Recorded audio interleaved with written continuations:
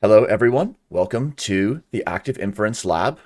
We're here on August 17th, 2021 in Livestream number 26.2 on the second discussion that we're having as a group on the paper Bayesian Mechanics for Stationary Processes.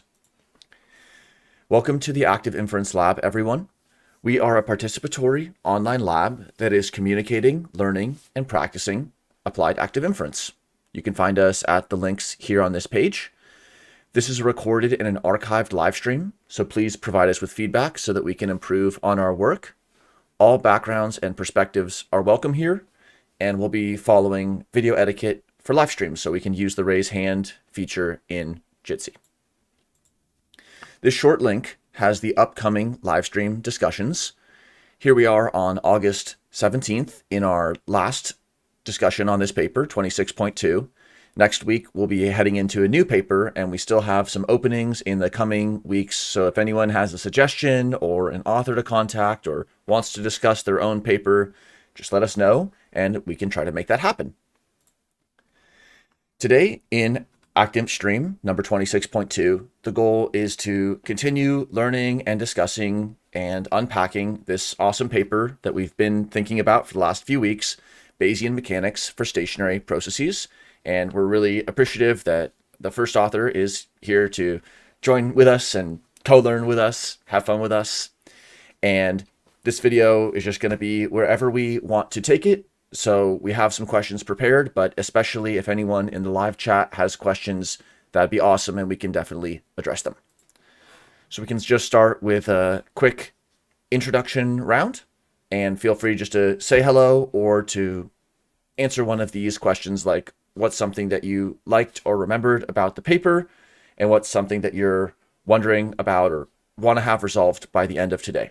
So I'm Daniel. I'm a postdoctoral researcher in California, and something that over the last week made me excited to have this discussion was I was speaking with a physicist friend, someone who's working with lasers and oscilloscopes and stuff, and I brought up this paper, and it turned out that they actually were using PID control in their research on a day-to-day basis, but actually it was new for them to hear about how it was connected to some of these broader topics. But as soon as I brought out the physical printed paper, then they were just so excited, and it was cool to see how they had all this practical experience working with PID, and then they instantly just saw that there was kind of this crossover point into some broader questions that also they were curious about, but the day-to-day practice actually hadn't brought them to those general questions. So it was I learned a lot about PID control and about actually how it plays out with the knobs and everything like that. I'll pass to Dean. Yeah, good morning. I came away from the paper, again, trying to figure out how to create some sort of a coherent narrative around the physical math and the statistical math. That part for me really got me going away and thinking a little bit, because I think they go in different directions, but I do think that they can work in concert. So yeah, I'd be really interested to see how that might play out in terms of what our guest here thinks the directions this might be able to go. I'll pass it to Stephen. Hello, I'm Stephen. I'm based in Toronto. I work a lot with community development and sort of spatial meaning making, so inferences of different kinds. I'm curious how some of the ways that the mathematics have been done on this paper can help broaden some of the questions around ergodicity and non-ergodicity that's a bit of a thorn, sometimes a weapon in active inference dialogue. So and that's something I'd be interested in. And I'm going to pass this over to Dave. So I think Dave doesn't have audio, but Dave, thanks for joining, and any questions in the YouTube live chat is awesome. So thanks to everyone who's joined, and pass to Lance. Thanks, Daniel, and thanks for inviting me again. So I'm Lance. I'm a PhD student at Imperial and UCL. And I'm really excited to be here and to engage in this discussion. I'm really looking forward to feedback about the paper, seeing what's interesting to pursue in future work. So yeah, really looking forward to share this paper with you and talk about it. So maybe one lead-in question before we jump to the content. What stage in your PhD are you? And is this like the meat and potatoes, chapter 1, or is this a little cul-de-sac that you found yourself having to explore in the course of another research project? Yeah, great question. So I'm right in the middle of my PhD. I'm 2 years in, still have 2 years to go. And ideally, I would like to pursue this work. But so I have two supervisors. One is a mathematician, another one is a neuroscientist. And so really the goal is to have some kind of mathematical theory of how adaptive systems work. So I think this is really the first chapter. I want to push that further. But then there are also other projects that take up my time. So I'm trying to make all that work together. Awesome. So for this dot 2, we have some questions prepared, some topics that we know we want to talk about, but anyone who asks a question in a live chat will definitely have time to address that. The paper that we've been talking about is this Bayesian mechanics for stationary processes paper. And in the dot 0 and the dot 1, there's more information on the primary aims and claims. So check those out if you haven't already. We're just going to take one more look at the roadmap, where we've been, where we're going. Remember, we were talking about Markov blankets and Bayesian mechanics. How does active inference have similarities and differences from other ways to model dynamical systems?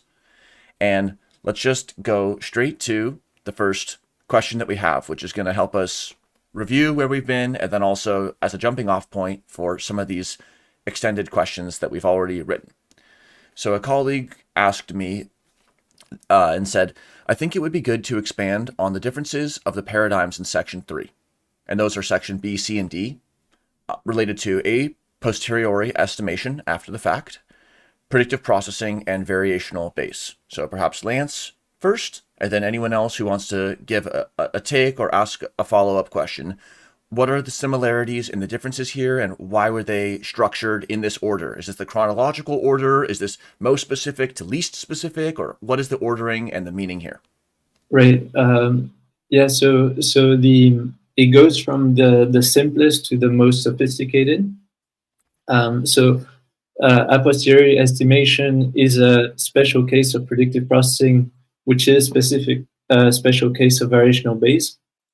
And so the idea is if you receive some piece of data, so for example, if you see an image with your eyes, you're going to try to infer what's going on outside in the environment. And so if you do a posteriori estimation, what you're trying to guess is what is the most likely thing, what is the most likely thing that's going on in the environment. So it could be if you see an image of a chair, you would say, oh, it's a chair. But you wouldn't encode any kind of uncertainty. Oh, it might be like an armchair, for example, or something a bit different. So in a posteriori estimation, you try to guess what's going on outside, but there's no uncertainty. Then predictive processing, you encode the uncertainty. So mathematically, that's called the variance or the precision. And then variational Bayes, it's more sophisticated. So you actually encode an arbitrary distribution on external states. So it could be, oh, it's very likely that it's an armchair, and it might also be very likely that it's a cat. So that this example doesn't make sense, but you could imagine that there's two things that are very different that could be equally likely. So for example, if you see an illusion, it could be something, but also something very different. So you would imagine these two things as having a high probability of being there, and then other things are having low probability. So this is really the most general thing. And also as a side comment, so variational Bayes, like a lot of machine learning algorithms, you can see them as special cases of variational Bayes. So I think this is really the most general way to think about inference. And this is really at the heart of the free energy principle. And I think this is why people have been describing the brain as performing variational Bayes, because it's really the most general way to think about this kind of problem of inference. Awesome. Well, before I give a comment on that, what made you say that it was at the heart of the free energy principle? Right. So the free energy principle says that the brain is doing variational Bayes. And then all this work, I mean, this paper in particular, but like the last decade, people have been trying to justify why would the free energy principle apply actually. And so this is part of this paper is part of a line of work where we try to examine physical systems or like adaptive systems and see whether we can describe them as performing variational Bayes. Great. So first, Stephen with a question, and then anyone else with a question. Thanks. That's really helpful, that explanation. I was wondering, is it a case then that you can go only so far with, say, predictive processing, and then to get to variational Bayes, and to bring in that uncertainty, you kind of need a free energy principle solution to be able to bring in these more unknown models, and to go beyond variational Bayes at some point, that's when you'd have to bring in the active inference to. Would that be a kind of the way you would think about it?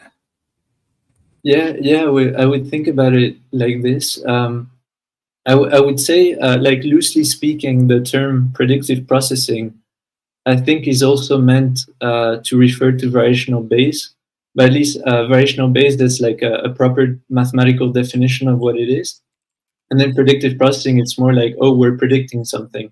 So it's not that clear how I mean, there's no clear definition of predictive processing, but in this paper, predictive processing is meant as predictive coding, as in like the papers by Rao and Ballard, where they looked at the visual system and then they looked at neurons in the cortex as forming predictions and suppressing prediction errors. So yeah, if you only do predictive processing in this sense, I think you're limited. And variational Bayes and active inference is really like the next generation, because you can accommodate all sorts of models. And yeah, I don't think it. I mean, I cannot see at least how you would go beyond that. Thank you. So, Dean with a raised hand, and then anyone else? Yeah, Lance, I was curious. So it seems like the math is able to help us understand the difference between something that's really highly defined, so that kind of a posteriori, and then the sort of the fuzzy, where the variational Bayes part sort of gives us something a little less defined in terms of the edges. And so I was just curious, does the brain kind of go back and forth to some degree, mathematically speaking, between that which is really clear and really has a hard edge mathematically, and those things which statistically seem to distribute within the parameter set? Yeah, I mean, I think all these three, like a posteriori estimation as well as variational Bayes, there's plausible explanations for how the brain would implement them. Okay. And so the idea for variational Bayes or predictive processing is that so the brain would be encoding some kind of uncertainty.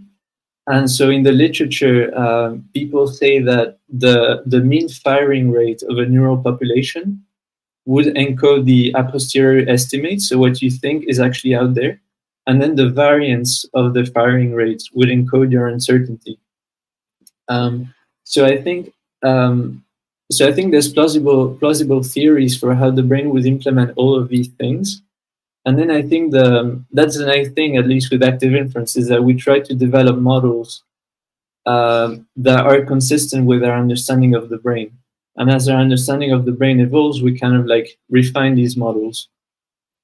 So I think we're definitely working towards models that do explain, at least, I mean, so far it's very coarse-grained and very simplistic, but we're working towards models that could be implemented in the brain. So I think like these very, very abstract, very general form of variational base could be implemented in the brain. One quick follow-up is you mentioned how the mean firing rate corresponds to this first a posteriori estimation, which is a mean estimation, and then there's the variance in the firing rate. So what measurements or what does it look like to implement variational Bayes in the brain? Like what measurements are we making? What kinds of analyses would we make on those? Just like mean and variance. Well, so the idea, I mean, the very simple idea is that you would get some sensory stimulus. So you get some impression on your retina. Some neurons in your retina would fire into the visual cortex, and then the premise is that your brain embodies a generative model of its environment. So it has learned how to recognize, how to infer things in the environment from its sensations, and so the stimulus that would go into V1 and all these other parts of visual cortex, and then the neurons in the visual cortex would align their mean firing rate with respect to, oh, it's an armchair or it's something different. So maybe there's a neural population that encodes armchair and there's a neural population that encodes something else. There's also a lot of studies for specific neurons, like one neuron encoding one particular stimulus. So there's these guys at MIT that show that there's actually a Bill Clinton neuron that fires whenever you see Bill Clinton. So you can be very specific. And so if it's uncertain that it's Bill Clinton, your Bill Clinton neuron would like fire. I guess would have a lot of variance in its firing rate. Okay, awesome. So welcome, Blue, with a raised hand. Go for it, and then we'll continue. And also Stephen. So go ahead, Blue. Hi, I am Blue Knight, and I'm an independent research consultant from New Mexico. And I have a question on your paper, and it's kind of something that I've been questioning a lot lately with regards to the free energy principle and the requirement for ergodicity. And my question is, in your paper, you said that the outline, even in the outline, it says, you partition the world with the Markov blanket, and then you equip the partition with stochastic dynamics. And so I'm wondering how these stochastic dynamics relate to ergodicity, if at all, and if that fulfills the requirement for ergodicity as necessary by the FEP. Right. Yeah, that's a great question. I think Stephen also wanted to talk about that. So it's great that you bring this up.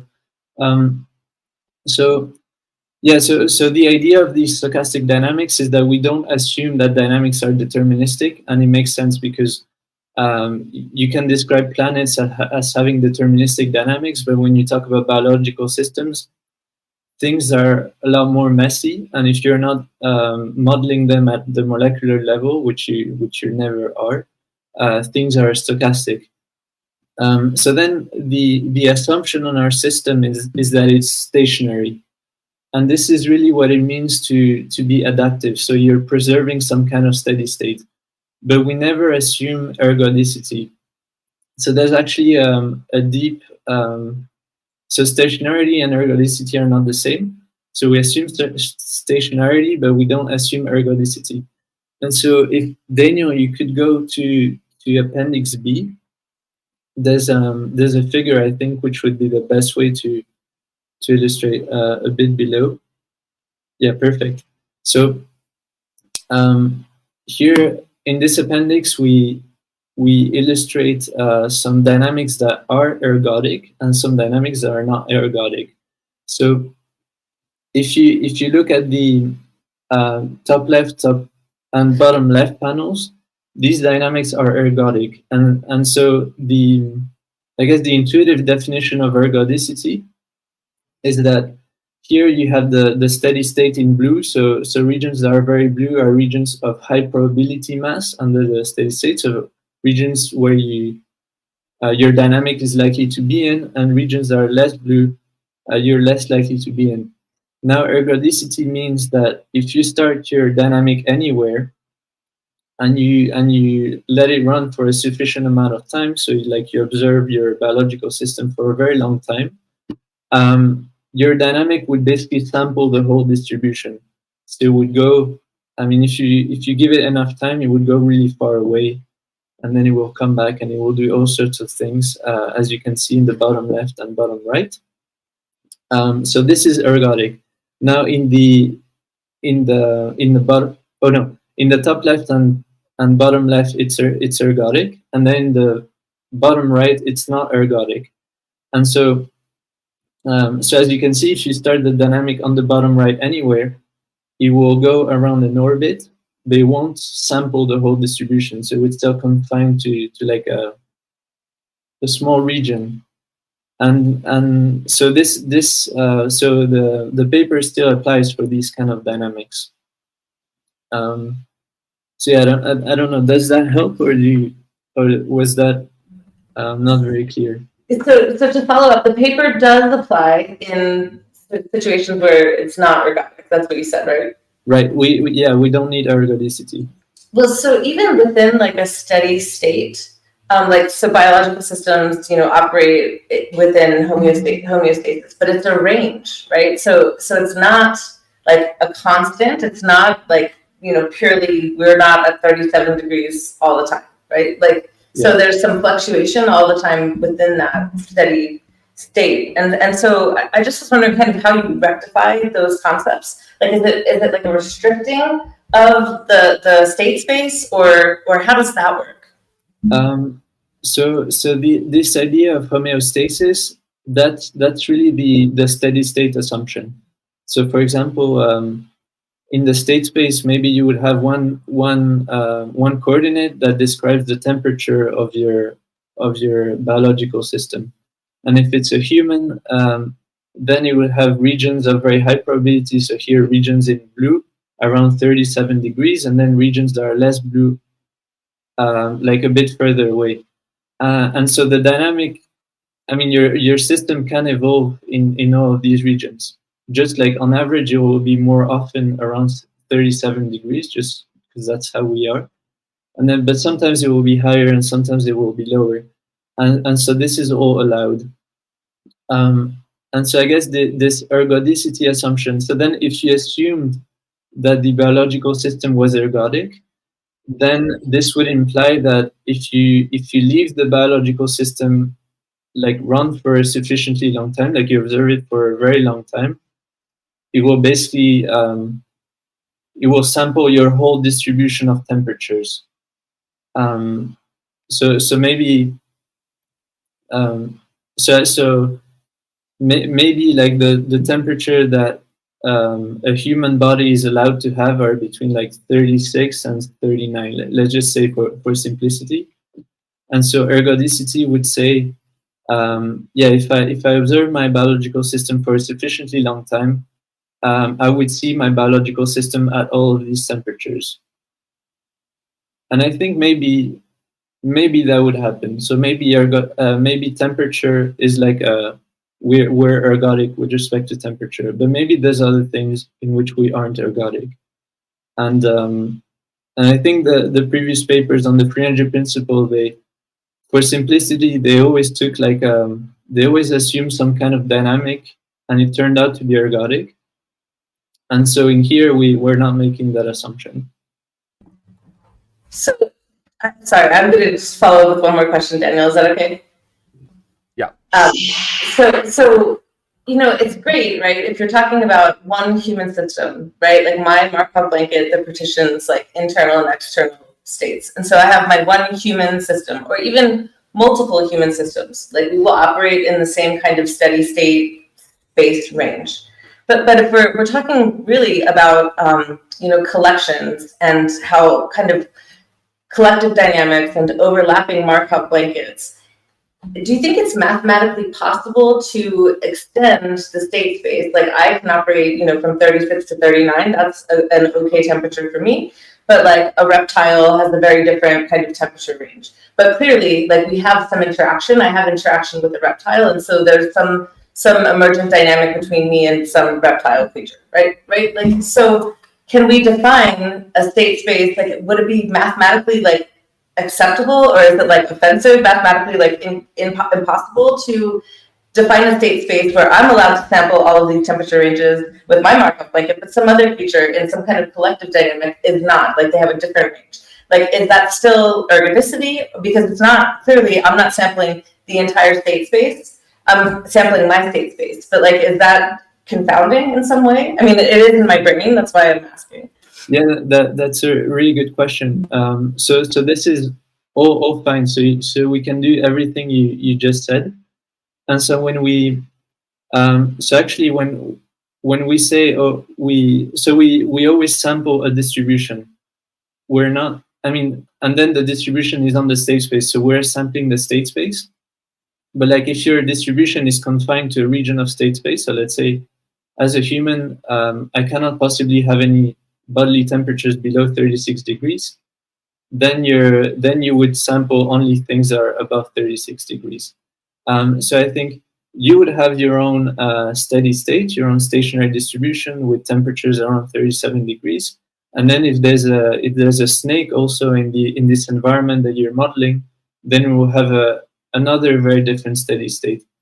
And so I think it really, your question really speaks to the possible extensions of this work, because in this paper we just say, oh, there's like an internal state space, which would be what's inside, and then there's an external state space, which would be what's outside. But then really what people would need to do now is to say, oh, but actually there's a lot of very interesting things in my environment. There may be snakes, there may be other kinds of animals, and they all have their own Markov blanket, and they all have their own steady state. So then what you can do is to partition your external state space into all of these things that might be around you. And then instead of having some kind of performing some kind of simple inference, as we have in this paper, you would have some more structured inference, because part of your inference would be about what's just in front of you, part of your inference would be about your dog that's right over there, and you would have a lot of, by carving your external state space into different things with their own steady state, you would actually have an inference that's much more structured, because you would infer all these things, all these different things that are in your environment. So this can all be accommodated in this paper, but it would definitely need another paper to like make that explicit and say some really interesting things, because yeah, this is really the way to go. But the mathematics doesn't need extension. It's just like yeah, it would just be like partition the state space, and then yeah, we can have all that you spoke about. That's really helpful. Thank you. Great. And also one piece of then Stephen's question is, it's not as if something being ergodic or not is equivalent to it being easy or simple or tractable. Like looking at these distributions or trajectories here, the one that you characterized as non-ergodic, not sampling basically across the state space, the bottom right, this one is the one that in the caption, it says purely conservative dynamics, lower right panel, are reminiscent of the trajectories of massive bodies whose random fluctuations are negligible. So it's actually not like it's, and maybe this will speak to Stephen's questions about what is a thorn and what's a rose, because this is a non-ergodic system that's massively predictable. You can do it with a gear. So maybe that relates to some of these criticisms about, well, we're only working with a limited set of ergodic processes. It's like, okay, but that's the squiggly one that's dancing everywhere, the stochastic process that we care about. Whereas including non-ergodic processes, some of these non-ergodic processes might just be going around in an oval. So it won't be a challenge for the math at all. Something that works on a stochastic squiggle is going to have actually an easier time on this oval one. So Stephen, and then anyone else with a question? Yeah, thanks. Yeah, I suppose actually tying into what you just said there, Daniel, that there's this question with how much we need to be able to sample over big state spaces. So it might well be that, I don't know, the chemicals of a cell that are with molecules vibrating millions of times a second, and there may be a quick ongoing way to sort of get a feel for the ergodic state space. Now, if you watch a cricket ball come towards you, you don't get that chance to do that. So, but you might want to sort of maintain some sort of trajectory that can still be tractable, I suppose. So, I think this is actually quite useful. I suppose the question then comes in is what's the sort of in-betweens? Where does approximation science come in more and more to allow us to sort of work with not knowing, and work with something like these solenoidal flows in a more fuzzy way? Because I'm assuming that if you've got less chances to sample your state space, solenoidal might be more useful to get towards something tractable. Or maybe I'm wrong, but I wonder what your thoughts are on that. Right. So actually, solenoidal. So in this figure here, on the bottom left, you have like no solenoidal flow, and then the bottom right, there's just solenoidal flow. So I would say all of these two, like very special cases, they don't look like biological systems at all, and they're also the simplest ones to understand mathematically and to study mathematically. And actually, when it gets really interesting and when it looks a lot more like a biological system is on the top left, and that's harder to assess mathematically. And so, as you can see, it's quite. I think the dynamic on the top left is quite nice, because on the one hand you have dissipation, you have some squiggly lines, you have randomness. On the other hand, thanks to the solenoidal flow, you have some kind of exploration, and also some kind of like circular patterns. So, for example, and this is actually how you characterize what's called a non-equilibrium steady state. But without going into the details, as humans and as animals, we have a lot of circular patterns that are not purely deterministic. So, for example, we all have a circadian rhythm, and we all have all sorts of other circular patterns. And I think to account for that, you really need to be on the top left. So I think one of the next steps to this research is right now we just assumed that the dynamic is stationary, and so all this applies to like a humongous range of dynamics, and a lot of them don't look like biological systems at all. And I think the next step would be to restrict ourselves to dynamics that look a lot more like that, like biological systems, and then see what else can we say. And I bet there's some dynamics that look a lot like very intelligent systems, and some that also look like maybe lifelike systems, but that are not so intelligent. So then the question is, what kind of parameters, what kind of dynamics do you need to characterize something that explores its environment, something that makes decisions and all sorts of things? And that's going to be a challenge. And also, just speaking about biological systems, I think biological systems have a lot of solenoidal flow, and they do have dissipation, but they don't have so much dissipation. So you would have something like the top left, but with like huge, like a lot of exploration. Like you would go a lot further than that in your state space, and then you would have a bit of. You would have a lot of squiggly lines, but it would be there would be a lot more like exploration than there is dissipation. Yeah, Stephen, go for it.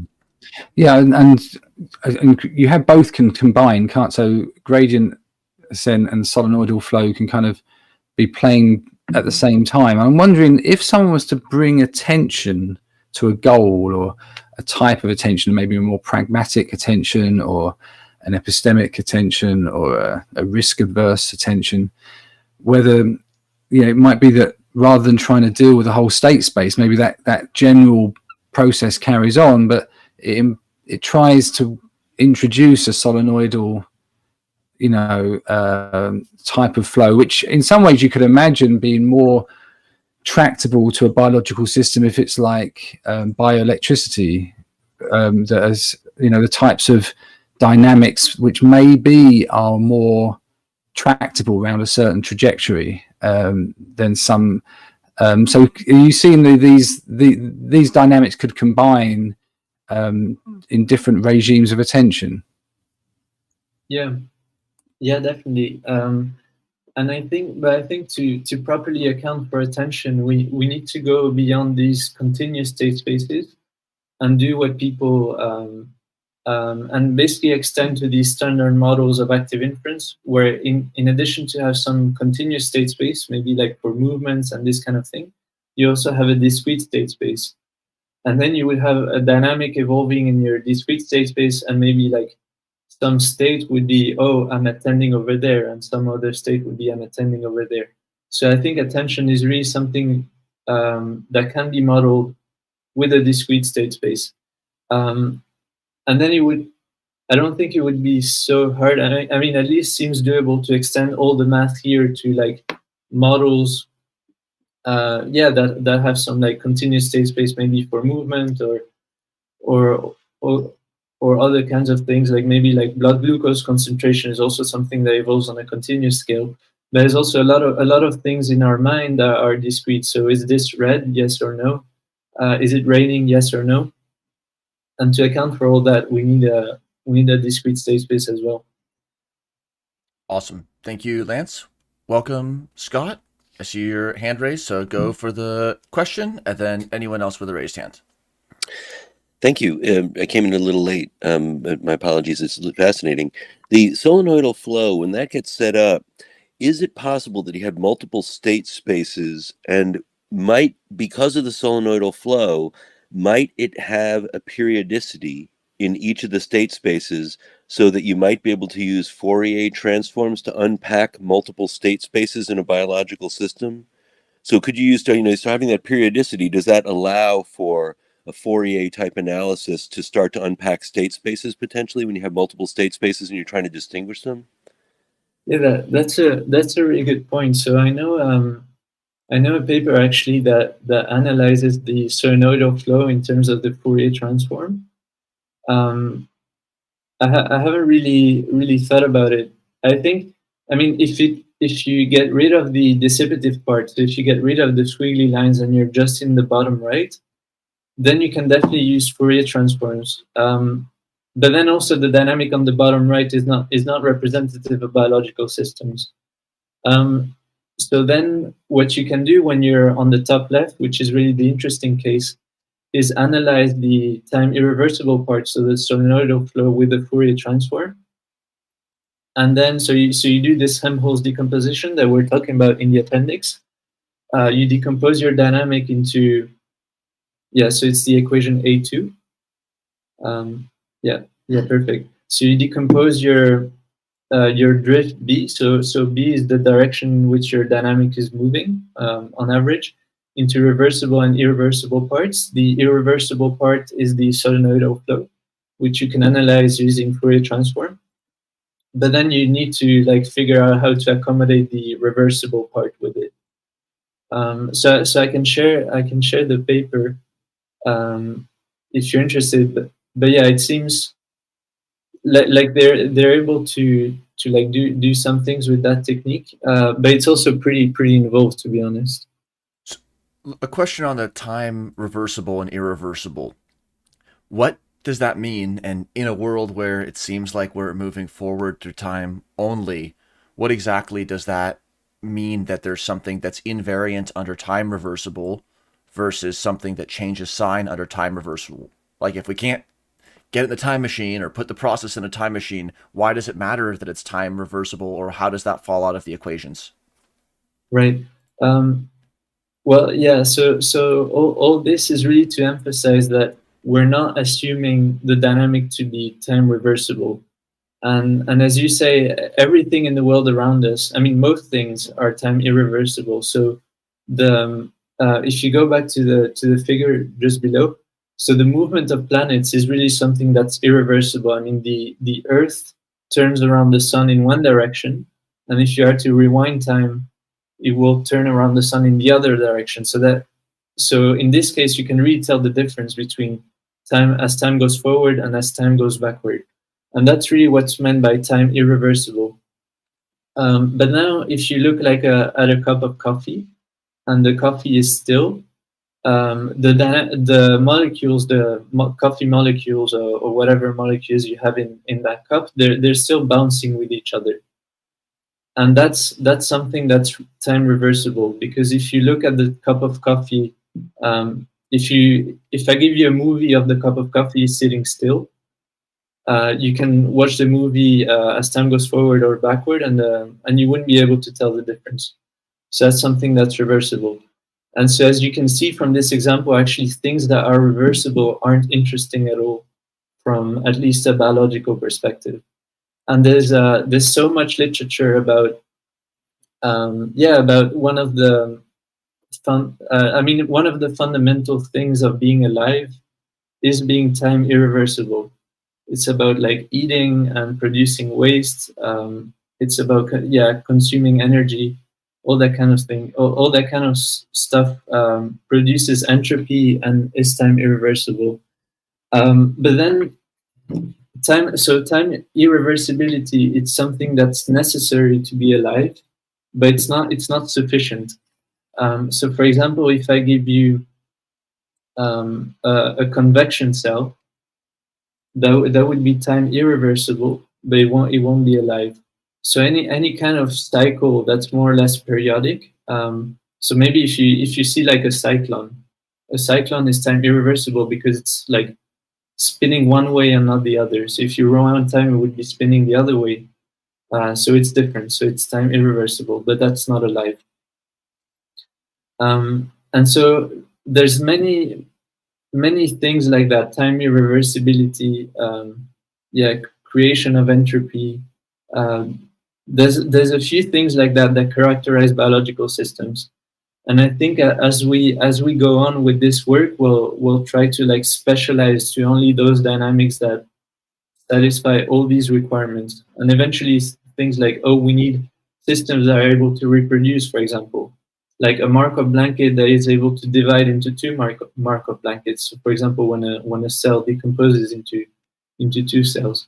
So this is really the beginning, and in the next years, I think this community is really going to be able to like address all these challenges and like all these characterizations of living systems to gradually evolve towards models that are more realistic, I would say. Awesome. So I'll have more to say on it, but Scott, go for it. So a couple of things. There's a book called Life's Ratchet, which is kind of interesting just on that, the idea of that irreversibility and that value of that. And the idea is that life kind of ratchets in these forms that work with the externality. I haven't revisited that since I've been exposed to active inference, but it might be interesting to take another look at Life's Ratchet. Also, one of the things I like that discussion of living forms and what's necessary prerequisites to living forms. One of the working definitions I'll share that I'm using now, and I think, let me tell you why I'm using it, is that life is autocatalytic and entropy secreting. Now, my kids claim I just wanted to say secretion in my definition because it's gushy. That was what my kids used to say. But autocatalytic and entropy secreting. So notice I didn't say it had to be embodied in a specific form or specific matrix or context. It could be a market, it could be a Markov, a lot of different things. So, so the reason I share that here, it's interesting because active inference, we have this definition of life like Carolus Linnaeus. You look at it and you see if it has feathers and you see if it has blood and stuff like that. But now we're going towards mathematical definitions of living things. And that's going to be very interesting because I think when we have a working definition that works for biologic forms, so again, my working definition right now is autocatalytic and entropy secreting, then I can start to say, okay, if that works for biologic forms, let's say that did work, and maybe there's problems with it, whatever. But if it works, then you can start to say, okay, what other systems happen to be autocatalytic and entropy secreting, and therefore we shall now call living, and maybe we can start to look at them and make observations about those systems. And what I'm thinking about, I'm a guy who's a lawyer and in finance for years. So I'm looking at this and saying, okay, you look at these systems, biological systems came up with these markets and these other systems that we have to do things in the world. Maybe these systems are describable with biological framings. And so that's why the kind of work you're doing feels like, as it starts to reveal some more general definitions of living forms, taking those definitions and then reapplying them back out into the world and saying, okay, are there living forms that have escaped our detection as living forms?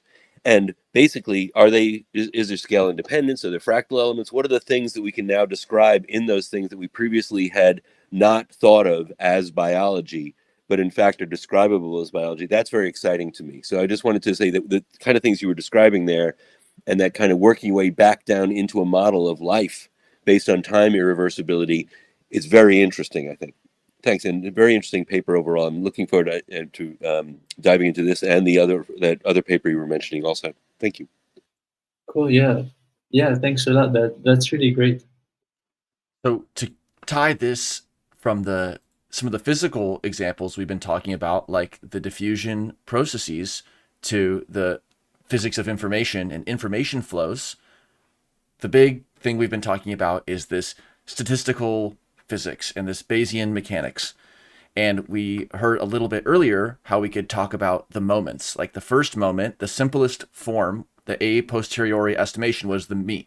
And then the second moment of a statistical distribution is the variance. And there's also higher statistical moments that describe higher and higher aspects of an informational distribution.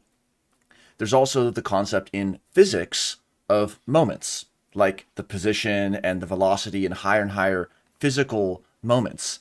And so the mapping is that potentially these physical moments that would describe components of a physical flow that could also be decomposed using the Helmholtz decomposition might also apply to some of these informational flows and decompositions. So we could use those analogies, like the coffee mixing and the steady state of the coffee, and then think about how a statistical distribution is playing by similar rules.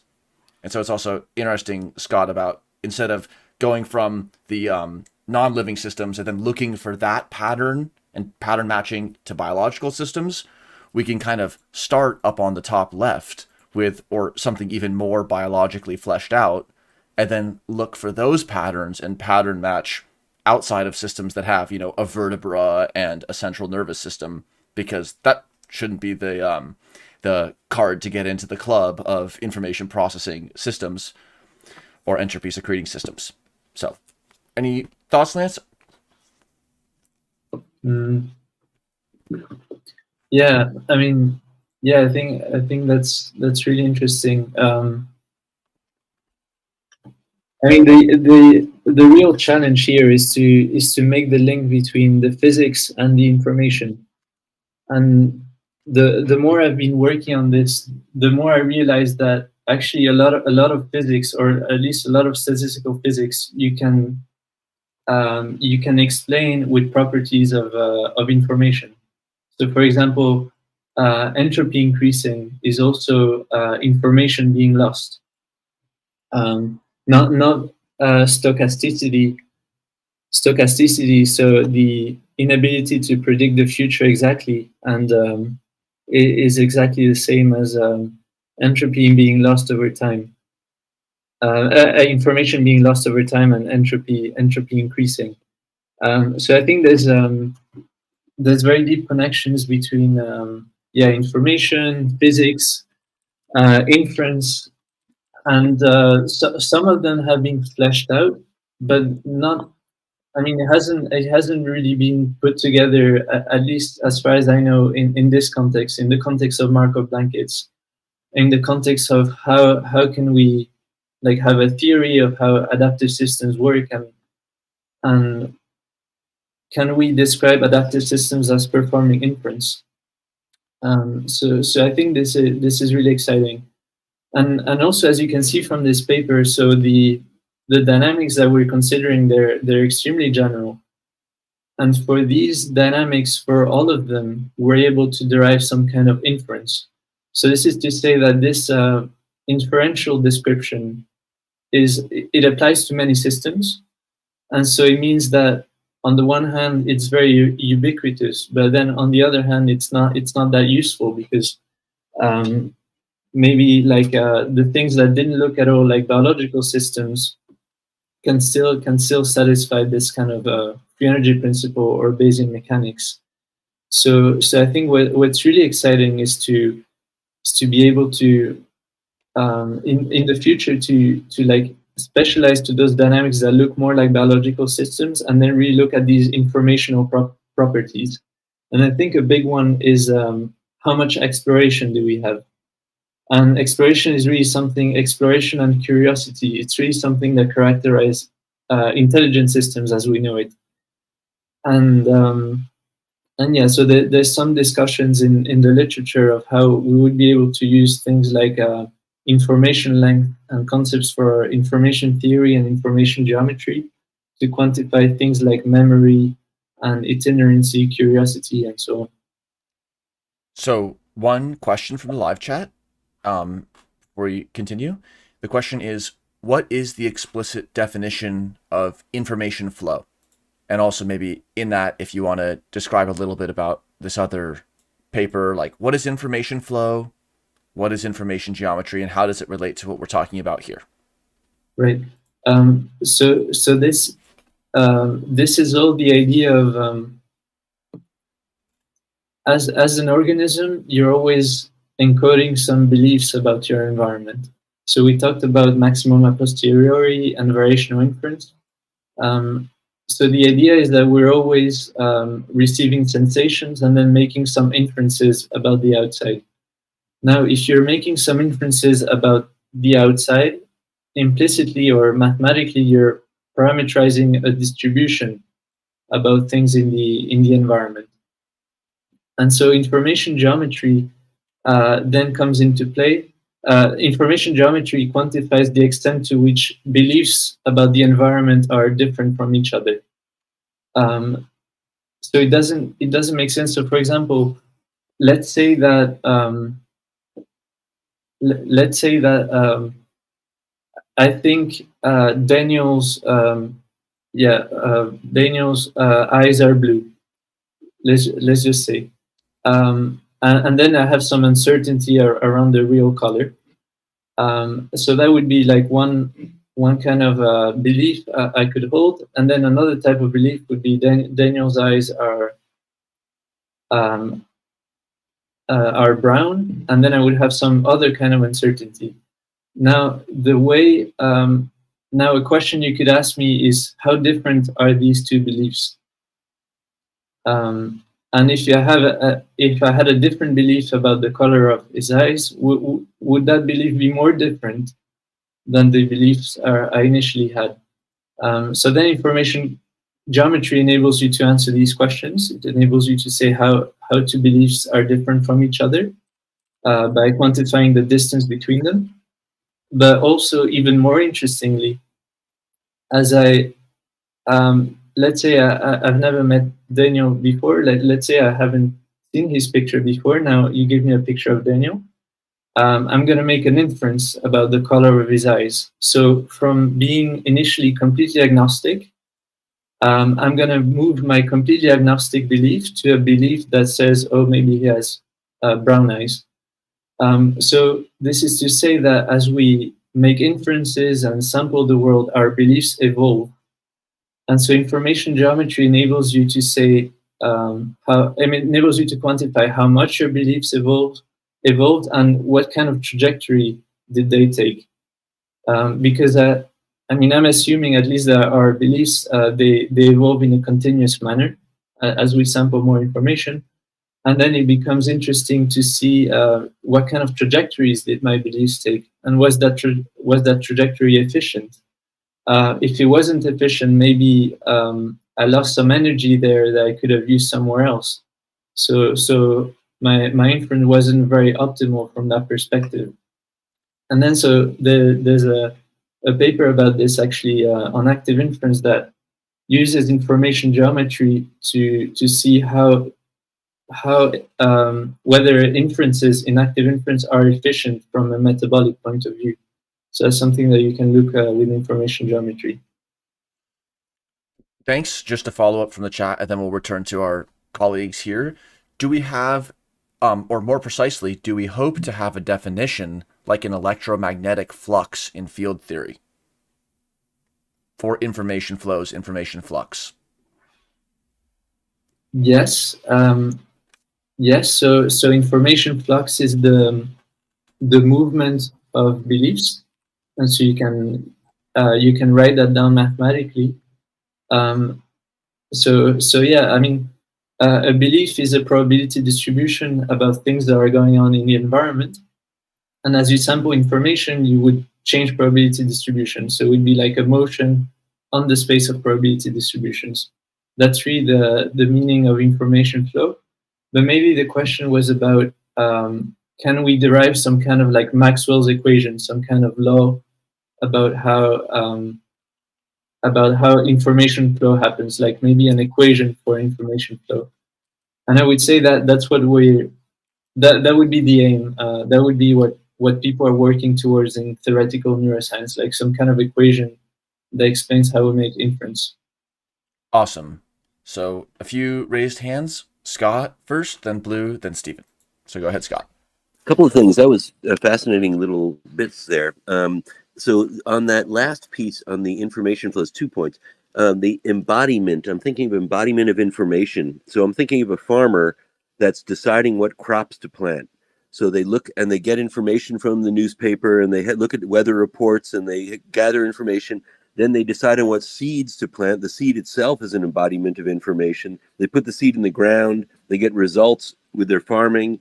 The markets then respond. So there were seeds as information, farmers processing information, markets processing information.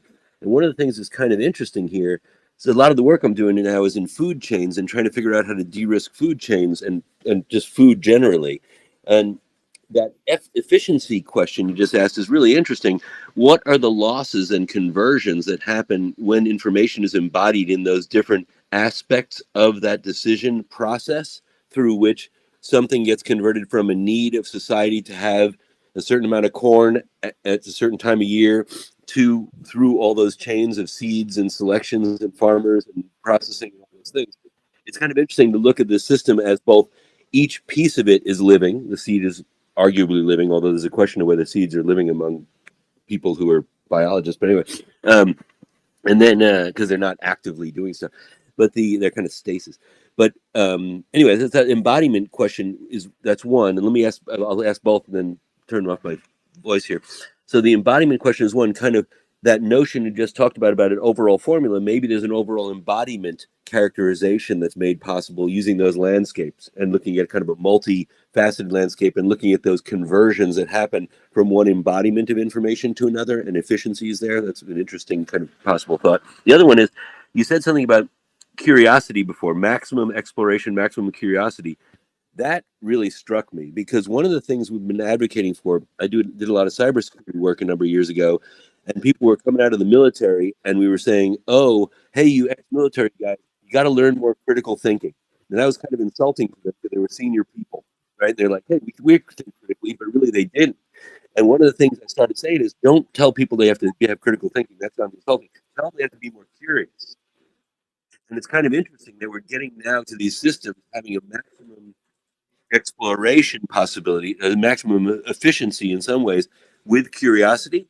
To me, that really informs a lot of teaching, because if you have people who develop a curiosity over their lifetime, they take care of being educated, they continuously are learning. And so that notion of exploration and curiosity seems like it could fundamentally, through active inference, affect how we do teaching, and much less of rote teaching and much more of a curiosity-based teaching, because of the power. You'll never know what you're going to encounter out there in the world. And so telling your children, hey, be curious, will intrinsically serve them versus teaching them a rote series of things to respond to their environment. So just a couple of comments on those last two things I thought were fascinating. Thank you. Yeah, that's really interesting. So as you said, and I think we all agree, I mean, information, or maybe 70 years ago or 80 years ago, we didn't have any kind of information theory. Information theory wasn't a thing. Computers weren't a thing, and we didn't really think about information, even though it was there in books and everywhere around us. And I think with the advent of computers and information theory, just information became a big thing, and people realized that it was important. And now everyone thinks about everything in terms of information, and I think that's the right way to look at things. I mean, it seems to be information can encode just about anything by definition. And so physics, or at least our descriptions of the world, matter was the most important thing. Matter and waves. This is how it all started, and then information geometry and information theory came into play, and people started looking at these things in terms of information as well. But I think matter remained the big thing. But more and more people are looking at information in terms of like the most important concept, at least the root concept from which you can like encode or explain everything else. And so yeah, information geometry came around, and it enables you to see how information is flowing over time, and how that relates to heat and things like that. And now people are looking at how information may be encoded by things about other things. And this is really Bayesian mechanics. Bayesian mechanics, the root of the word is beliefs about things that are held by other things. And I think this is Bayesian mechanics, I guess, started out, in a way it started out long ago with like Bayesian inference. But Bayesian inference started out as an abstract statistical concept, and now people are trying to relate that to physics. So I think we're moving towards a physics that's information based and based about beliefs about things encoded about other things. So this is really Bayesian mechanics, information geometry. And then what you said about curiosity was also really interesting. And so yeah, definitely. In AI, people are tuning curiosity. So they're trying to optimize curiosity of agents with respect to different environments. In a paper that we have called Active Inference on Discrete State Spaces, a synthesis, we in one of the appendices we justify the expected free energy objective that people use for to explain decision making in biological agents, and we actually show that we could have, so the expected free energy, for those who don't know, is basically Ways exploration and exploitation. So exploration is really the curiosity. So it has these two terms. And in general, these two terms are put on the same footing. But actually, in the appendix of that Active Inference synthesis paper, we show that you could weigh them in a different way, and it would, the agent would still work somehow, but it will have a different behavior. So it could be a lot more curious or a lot less curious. And that would be really interesting to quantify in terms of like concepts of information geometry. But so this is to say that you can actually tune that and have agents that have different curiosities. And also it made me think about what you said about things from computational psychiatry, where people explain diseases, like computational diseases, as people having like different priors in their generative model, and seeing how that would affect behavior. So you can explain like suboptimal, optimal, and suboptimal behavior with like the same principles just by changing the model.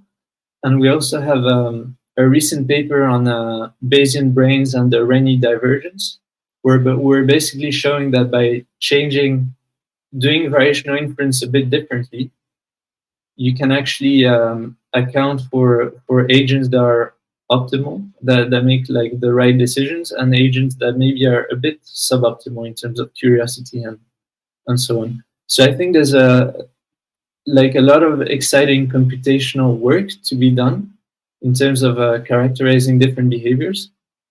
And I think we're really at the beginning. And ultimately, all these things will be able to, people will be able to account with information geometry. I think that's the right framework. Thank you, Lance. Just quick follow-up, Scott, go for it. Yep, quick follow-up. Two things. When the Bayesian mechanics, when you say beliefs about things that are held by other things, that feels nice with my example of the farmer and the seeds, because it's an embodiment. Each thing that embodies something the embodiment is a belief in a sense, right? Because it's holding, a seed doesn't have a belief itself, but it's embodying information.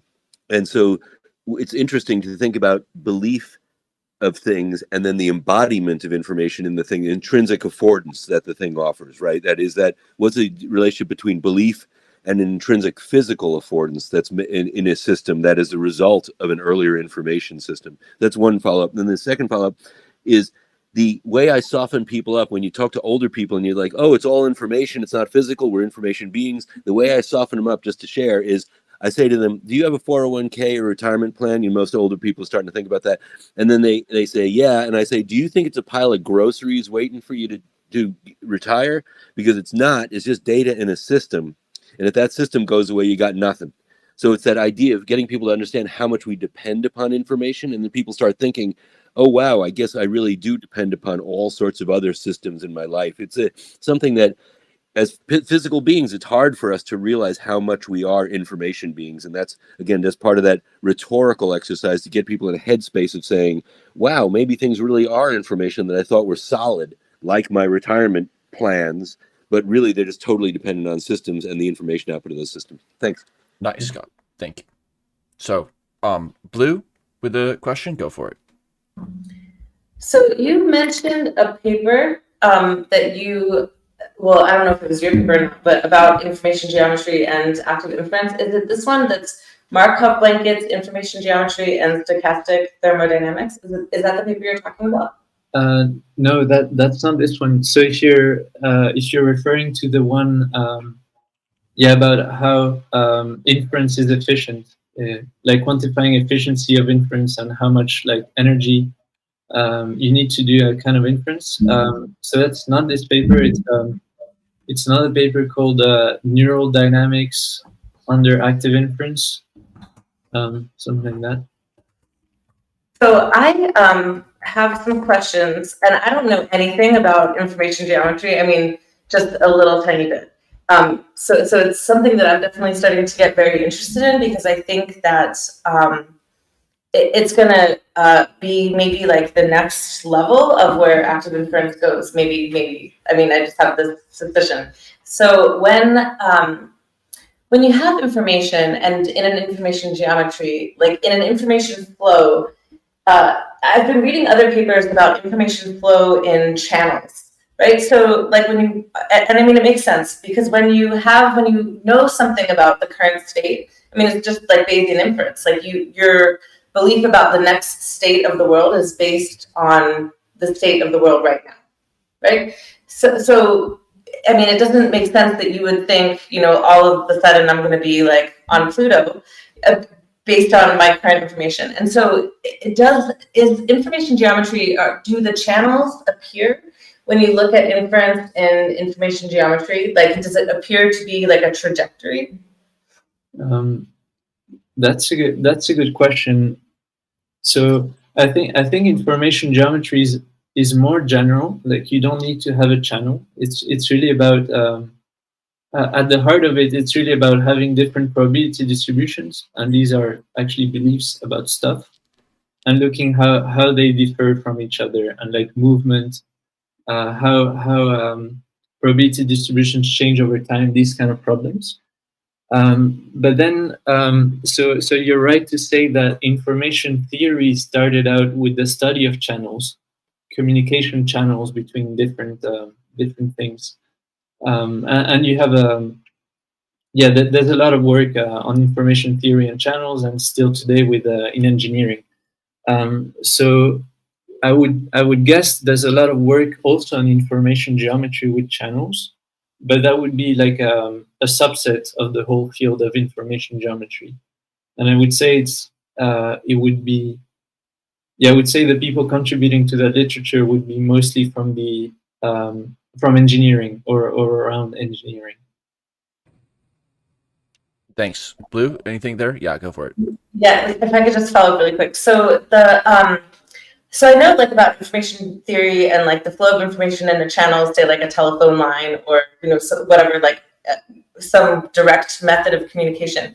But like the way I don't know if I'm thinking about it in the wrong way, because when I try to search for like information flow in a channel, and maybe it's the same, but I think about it in a different way. Like I think about the channel flowing from like the present into the future, right? So like there's only so many like next states that are possible, right? Like based on my present state. And so is it incorrect or is it correct to think about like not a direct channel as in I'm speaking to you over this internet information channel, but like the channel from now into some future state? Is that the same kind of like mathematical engineering information channel?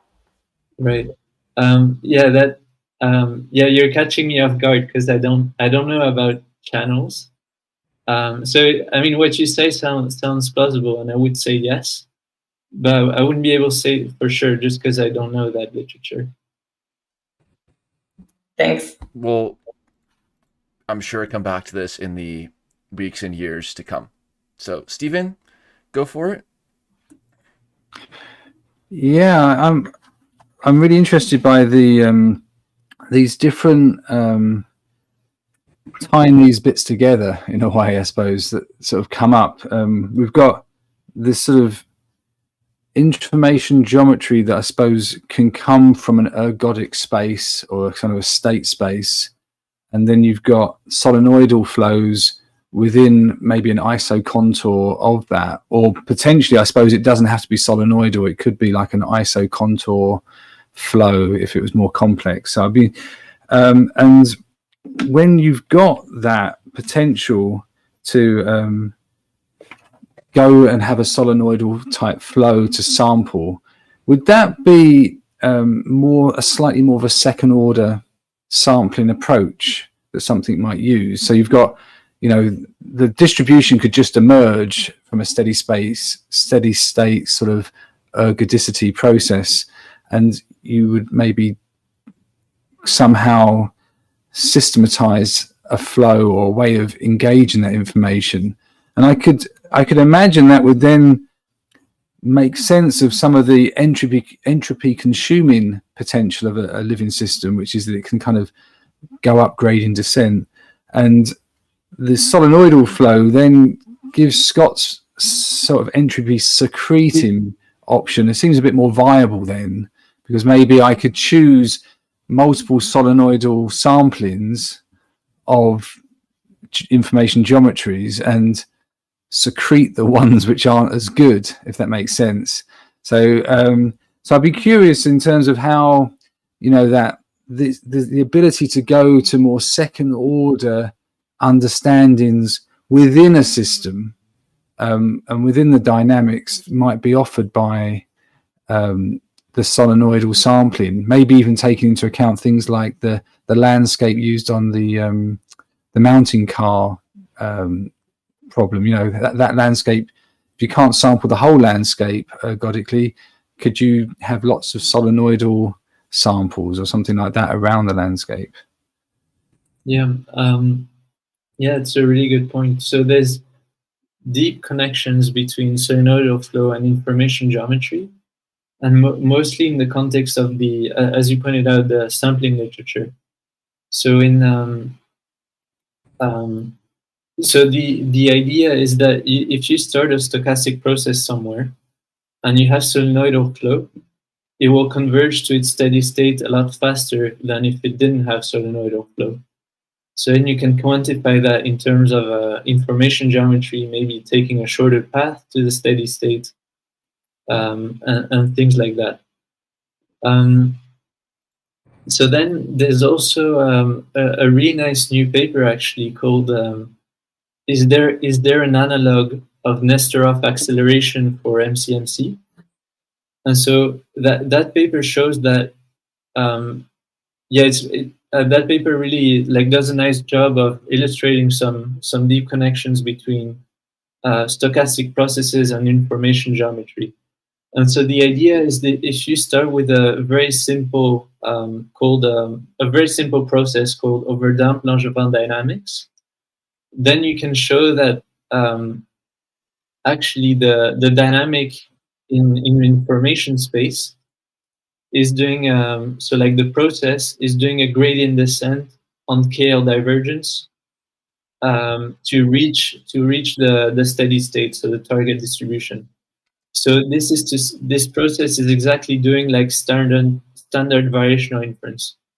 But then if you add some solenoidal flow, you actually make that convergence happen faster. So it's like an accelerated method. And so in terms of biology, you can say that if you have solenoidal flow, your inference happens faster. So you're like you're able to infer things a lot faster. So you're like, in a sense, more intelligent. I think we talk about it in one of the figures in the part of the paper.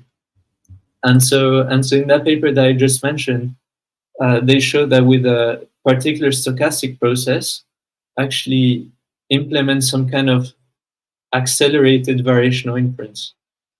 So yeah, there's some literature about that, and it would be interesting to see those processes that perform inference very fast, whether when we put them in the Bayesian mechanics context, whether we can say, oh, these actually can be seen to correspond to biological systems that we've been studying, things like that.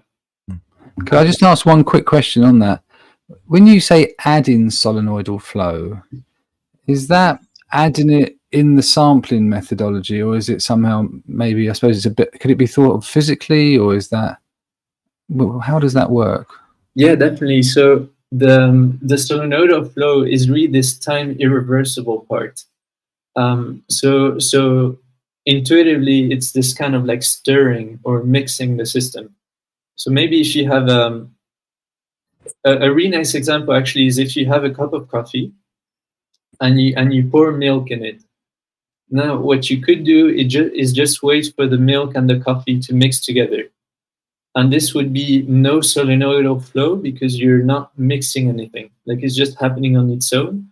And you have a dynamic like in the figure that we saw before, like on the bottom left. So it would be time reversible. And this would like actually converge to the steady state pretty slowly. So in terms of information geometry, you would have a slow dynamic to the steady state. In terms of statistics, you would have a slow variational inference because you reach your target distribution very slowly. Now what you can do is adding in solenoidal flow. So this would be, I take my spoon and I'm going to stir the coffee and the milk together. Then we all know then that this is going to allow the system to mix and to actually become uniformly mixed a lot faster. So mathematically, it means that we reach the target distribution of the steady state faster. In terms of information geometry, we're also faster. And in terms of statistics, you can interpret that as doing variational inference faster. Now, this interesting thing about adding in solenoidal flow is that in physics, it's called breaking detail balance. And breaking detail balance is about you actually provably need to input energy from the outside. So this is the physical meaning of the time irreversible part of the dynamic. When there is some time irreversible part, it means that there is actually energy coming in from the outside. And this is also like it ties in nicely with biological systems. We know that biological systems consume energy from the outside. So we know that they need to have some kind of this irreversible dynamic.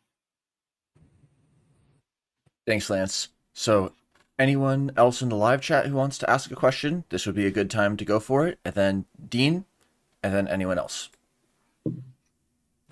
Well, let's be gentle on me. What I'm about to put out there is I just feel really vulnerable, but I'm going to throw it out there anyway. So lots of chatter about the encoded aspect of this, and I think we all kind of understand what that means.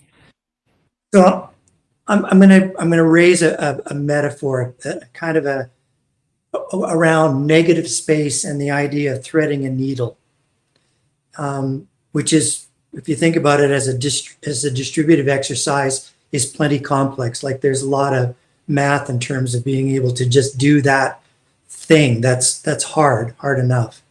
So if I'm trying to explain to somebody else a Bayesian manifold and what that represents, can I say that it's both a barrier and a filter at the same time?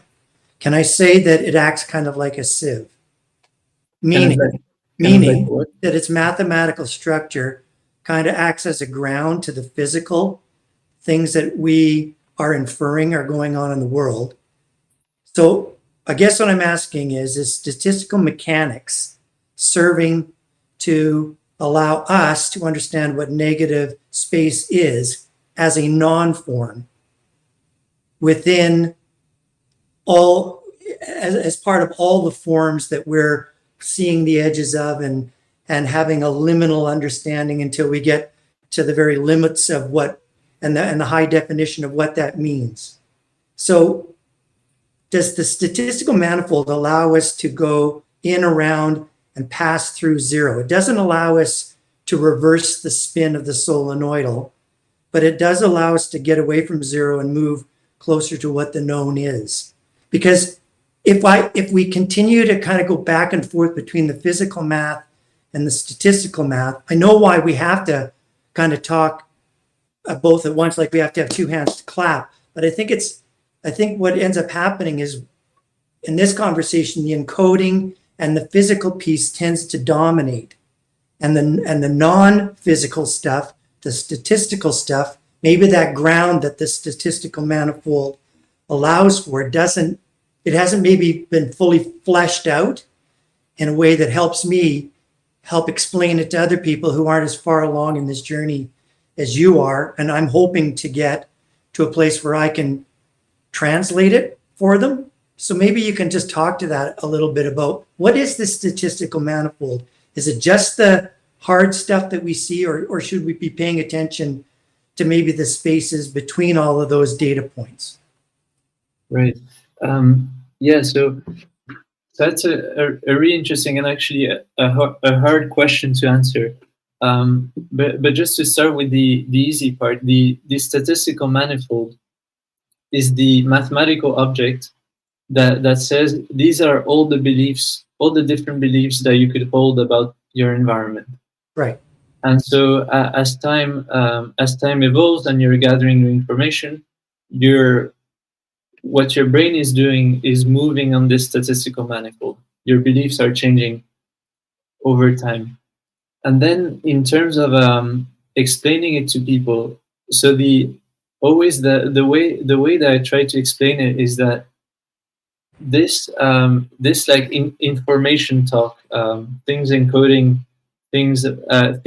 information about other things, is just a different description of the world. So we have a description that takes like matter and waves and forces and things like that. And then we have a different description that looks at information. And I think these two descriptions are equivalent. It's just two different ways to talk about the same thing. On the other hand, this way of talking about the world in terms of information flows and information processing, I think it might be more general in the sense that instead of needing to have like matter and all these different concepts, different kinds of particles, and it gets really messy, maybe it would be possible to unify it more with the concept of information. Because with information, you can explain what a photon is and what a proton is, and you name it. So it would be more unified and maybe more mathematically simple at the end of the day, but that remains to be seen. Interestingly, so there's this guy Wolfram from the computational engine Wolfram Alpha. So this guy's actually a physicist. I didn't know that until very recently, but he's been doing some really interesting work over the past few years, working towards a theory of everything that is based on the concept of information. So information and computation is the thing he starts with. And I think he's managed to. He basically postulates that the world evolves in time according to some kind of computation that's recursively applied to itself. So you could think of it in terms of a dynamical system, but it's like the way he thinks about it is a bit more general. But it would be like maybe. You give a number to a program, and then the program outputs a number, and then so that would be one time step, and then you reapply the program to that number. That would be another time step, and so he postulates that the universe works in that way. It evolves according to like discrete steps with a repeated program, and the program would be the laws of physics. It's like kind of an abstract informational way to look at it. And so he makes this this very abstract approach to physics, and also very simple. I mean, very kind of unified approach to physics. And I think he's managed to derive approximations to the equations of relativity just with that. So with a certain kind of program. I mean, anyway, he's been doing some really interesting work trying to unify known physics with the concept of information. And he's written a very nice article, like a blog post about it. I think if you Google like Wolfram theory of everything, you might come up. It might come up. But yeah, it's I mean, it's not technical. I mean, it is technical somehow, but it's not like there's no equations. It's conceptually hard what he does, but the way he explains it is nice. So yeah, I think we're moving to this kind of information-based physics, but it doesn't mean that the physics that we know with matter and so on should be discarded. It's just like different levels to talk about it. Just like we have psychology that talks about the brain from a like very overall perspective, and then we have like talking about like maybe biases, our biases, decision making. So that would be one description of the world. And then we have molecular dynamics that would look at the brain from a very from a basic molecular level. And all these descriptions have to fit together somehow. And I think depending on what we're trying to ask, one description would be more fit than the other. So if I'm studying a human, psychology is probably much more useful than molecular dynamics. Thanks, Lance. One quick comment on the information is it allows us to drop into a mode of matter and organization as information, which is still within the objective stance, but also it allows us to model ourselves and our beliefs and thinking about them informationally about other beliefs or about matter, which is a way of mathematically complementing the relational stance. So it also moves us towards Wolfram's vision of what new science would look like, because we actually have quantitative relational techniques that help us deal with our uncertainty and about the way that we interact with the world, actively interfering and measuring and manipulating, not just like us walled off as the investigator trying to get to the most exact framing of a system. So it's really interesting developments. So we have time for some more questions. So Scott, and then after that, we'll go to Stephen. So go ahead, Scott. A couple of little thoughts on that last bit. So that multiple dynamics that you were talking about, very interesting. It got me thinking about that coast of England problem from fractals, where if you measure the coast of England with a 1 mile yardstick versus a 1 inch yardstick, if it's a 1 inch yardstick, the coast of England is longer, right? It's because you're measuring more of the nooks and crannies, right, in the fractal coast.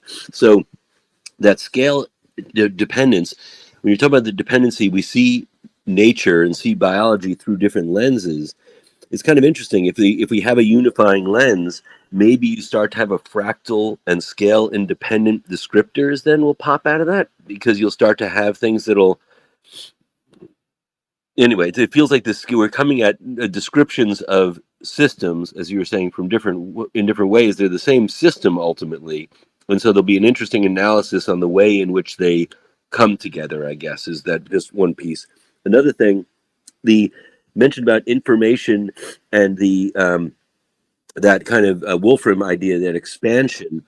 One of the things, I had a conversation with a couple of astrophysicists, and I was talking to them about Seth Lloyd out of MIT, part of his book called Programming the Universe. He talks about the idea that all interactions since the Big Bang have increased exponentially, just the volume of interactions.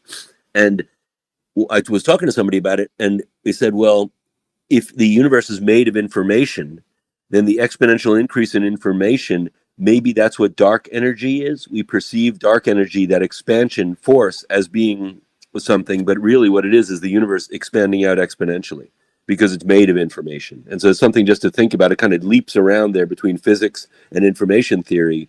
But there's that's one other piece of it. And then the other piece of it was this idea, the outside energy you were talking about before, the need for outside energy. One of the things that I've been fussing around with is whether, in fact, and in 2013, I did a presentation at MIT called Entropy Accounting. And then the year after, they did something called Entropy Engines. And the idea that was that in information theory, in Carnot's equation, you need a hot and cold differential to perform work. Carnot's equation, those differentials are identical to arbitrage differentials you need for a market to move. If there's no information differentials, you don't have trading in markets. And so one of the questions is, Roger Penrose wrote a book recently about the time before the Big Bang. What he talks about is we have the yellow light of the sun come in and the infrared light go out. We don't overheat, except for climate change and carbon dioxide blankets, because the net energy gain is zero, right? Energy in and energy out, otherwise we'd overheat. He said what we gain is neg entropy, because the yellow light of the sun has a higher information carrying capacity than the red light that goes out. Plants construct themselves from the yellow light of the sun, create neg entropy, and then we now, projecting forward, are now burning that fossil fuel that stored up that neg entropy and releasing disorder in the form of now climate change disorder, political and social disorder. So where I'm jumping around there is suggesting that disorder accounting and entropy accounting, when you have von Neumann and Shannon's link of physics and information and other links like we have here, that maybe when we're talking about entropy as disorder, we can talk about it not by analogy, but by direct application to social contexts, and start to use information and understand disorder in society and in markets as amenable to the same kind of math that we find in some of these biological systems. Thanks. Just a few thoughts. Thanks, Scott. Lance, if you want to add anything? Sure. Yeah, that was really interesting. And yeah, so I want to add actually that all this, the thing that we talk about like reality can be described at different scales. And I think there's a nice extension to this work that speaks to that. You could, if you look at a human, I mean, it's composed of a lot of cells, and each cell has its own boundary. And then these cells form organs that themselves have their own boundary. So there's really this recursive aspect of like Markov blankets being assembled together at different scales. And I think it would be interesting to unpack that, because I think that's how biological systems are formed, but also societies are formed as collections of multiple different individuals that themselves form organizations that talk to each other and form together a society. So it's really this recursive aspect, and being able to hopefully use the same kind of math to talk about all these different aspects. And also, I mean, people, it's true, like a lot of people in the past maybe 10, 20 years, maybe more, they've used the same kind of dynamical models that we have in this paper. I mean, so very, very standard models to model, for example, interactions between people, and in particular, models of opinion formation. So for example, maybe let's say we're in the US and some people are Democrats, some of are Republicans, some cannot really make their mind yet. And so they would talk to each other, they would interact, and then they would converge onto a steady state, where some people would be diehard Democrats in that steady state, so they would kind of stay in that area. Some people would be diehard Republicans, and some people would fluctuate in the middle. So I think we can use, this math about stochastic processes and information is really the ground. A good framework or useful framework to model many kinds of things. But then I think what a lot of these models are missing is really this belief-based aspect. So a lot of these models of opinion formation, they just say, oh, I'm a particle, you're a particle, and we interact just like particles in physics would interact. So it's quite simplistic. So I think once things are very small, maybe we can describe them in a very simple way. But as Markov blankets self-organize at different scales, and as you go to larger and larger scales, things become a lot more complex. And I would say maybe we are the scale at which things are most complex. Or molecules tend to be quite simple. We tend to be quite complex. And then if you go up and up again, maybe to planets, then things start to become really simple again, because all these random fluctuations are kind of averaged out, and then we have Newtonian mechanics where everything kind of looks deterministic. So I think there's this sweet spot we're in where we're not too big and not too small, and interesting things happen there. And that's where I would say Bayesian mechanics is hoping to fit in terms of explaining and describing what's going on. Cool. So, Stephen, go for it.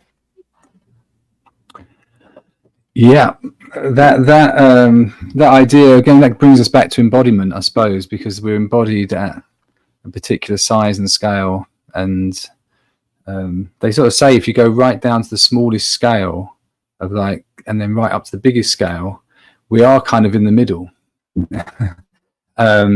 Ironically. But so I was wondering how, sort of following on from what you were saying and bringing in the computational psychiatry piece that you sort of alluded to this, is if we say that we've got everything that we perceive, even the physicality of the world, we actually only have access it through information anyway, even if we are actually accessing the true physical world. So we've got this process of sense making that we're doing to make that idea of what is our consensus reality. So if our kind of working space that we're in is our consensus reality, what's interesting is that with psychology and social sciences, you could almost say psychology is a bit like the predictive processing model of the world. It's like these are predicted ways that are out there that have been chosen as the models within a particular sort of discrete spaces, and those are externally managed. So it's like an externally managed system. There could be an entropy secreting system where it looks like there is, although entropy is not actually a substance to secrete per se.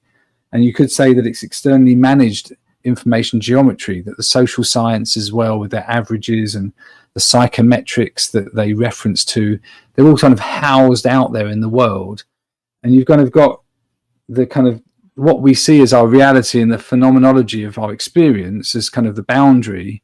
But what your work's doing and what computational psychiatry does, and which we're not able to do without those tools, is it allows us to go into that neurobiology and the actual, the internally managed stochastical dynamics of our own models, so to speak. So not the ones that we make out there to be our perspective on, which we try and reduce free energy around, but just what is the models that we're doing what you could call entropy consuming, i.e. we're actually just swimming in that entropy and finding the variations, right?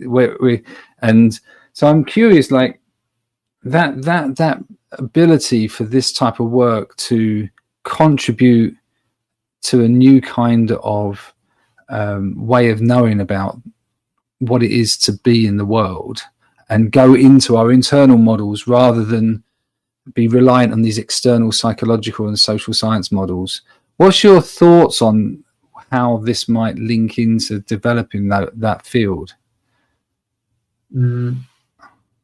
So are you talking specifically about the link between all this physics and the psychology, or is your question a bit more general? Well, maybe the boundary between the kind of like the scales of basically the boundary of going for externally making models of the world and standard models like psychologists are doing and social scientists are doing and psychometrics, and the ability to actually go into our own models, our own phenomenological neurobiological models, and just say, okay, what are the dynamics that are alive, not what are, and how are we actually managing them, not how do we manage our models of what we think they are, which is kind of what happens in our kind of niche, but we're able to probe our own phenomenology. So I was wondering how you see that tying into that. That's a really good point. So as you point out, I mean, now models in like psychology and computational psychiatry, I mean, they're driven by intuition, they're driven by experiment, and they're driven also by our own biases and our observations about patients who suffer some kind of let's say schizophrenia, and so we know schizophrenic patients behave like this and like that, and so we try to create models that kind of reproduce that, and then we try to validate these models by saying, maybe I can simulate some kind of action potentials of some neurons, and then I'm going to check whether actually these organisms that I'm studying have this same kind of action potentials or same kind of electrophysiological responses. So I think that's really good, and the research is doing a lot of progress. But then this kind of work, not this paper, but this line of work would be able to like go takes a different perspective and would be able ultimately, hopefully, to describe mathematically what thinking like a human is, what is being human mathematically. And of course, there won't be like a definition of this is a human, but there would hopefully be in the future a mathematical description of how we make decisions and what class of models are we implementing to make sense of the world, and how can we characterize these models in terms of, and hopefully the community will get to that through physical experiments, but also through like just mathematical conceptualization. I think using mathematics, you cannot just get there without any like kind of experiment, but you still can. There's still quite a few constraints that we have that we know that humans have, like for example, breaking detail balance, creation of entropy, all these things. We know humans satisfy like they have a lot of characteristics, and we can incorporate that in the physics. And I think this really constrains the model space that then people in psychology can go and look into. So it just feels like when you're digging a tunnel, and psychology would like kind of dig in one way, and Bayesian mechanics would be digging from the other direction, and at some point they will meet in the middle, hopefully. But I don't think they have met really yet, and it will take a while. Awesome.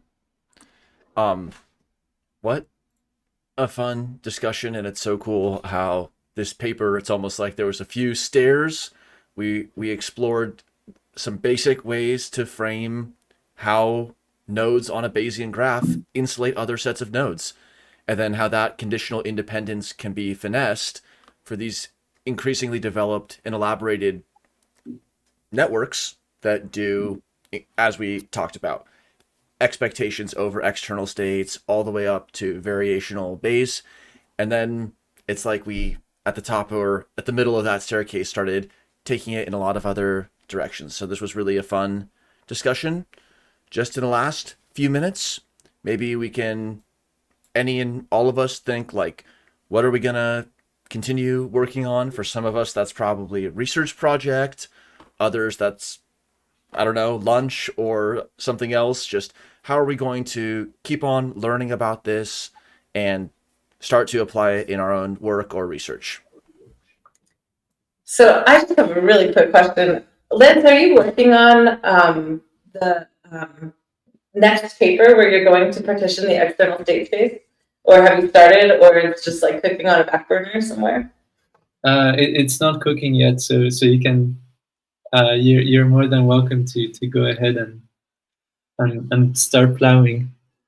It's at the farmers markets. The ingredients are still out there. And Dave also raised in an email some really interesting questions about other partitionings and basically philosophical threads that might be translated into different possible partitionings within internal states or other ways of partitioning, because it was the partitioning of the blanket states from kind of one set of blanketing states into incoming sensory and outgoing active states that allowed for this perception as inference, action planning as inference step.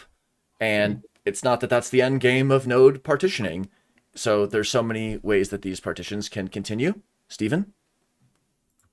Yeah, I'm trying to see how, I like that analogy, the two tunnels, or whichever way maybe it's a whole load of like insect warrens or whatever it is trying to meet. And so psychology and bringing together some of these processes. So I'm going to try and bring that together, maybe more actually, not so much from a clinical perspective, but maybe more from a community psychology and psychosocial methodologies that might be used. So I'm going to be chewing on that as best I can. So maybe if I ever stuck, I might fire you an email if that's okay. Yeah. There's many ways we can continue. And also, I think all along our trails, we dropped a few little notes for some other pieces that could come into play. If anyone else wants to raise their Jitsi hand, we can take a last thought. Otherwise, though, just in closing, Lance, this was awesome, and Conor as well for joining the first live stream. This was a great development. We all learned a ton. So I hope those watching live or in replay also got something out of this paper. You're always welcome back. Anytime you want to jump on a guest stream or be a participant, just always welcome. Thank you so much, Daniel, and thank you everyone for the discussion. I really enjoyed it. Okay. Good stuff. Thank you. See everyone next time. Thanks. Bye. Great times. Thanks, everyone.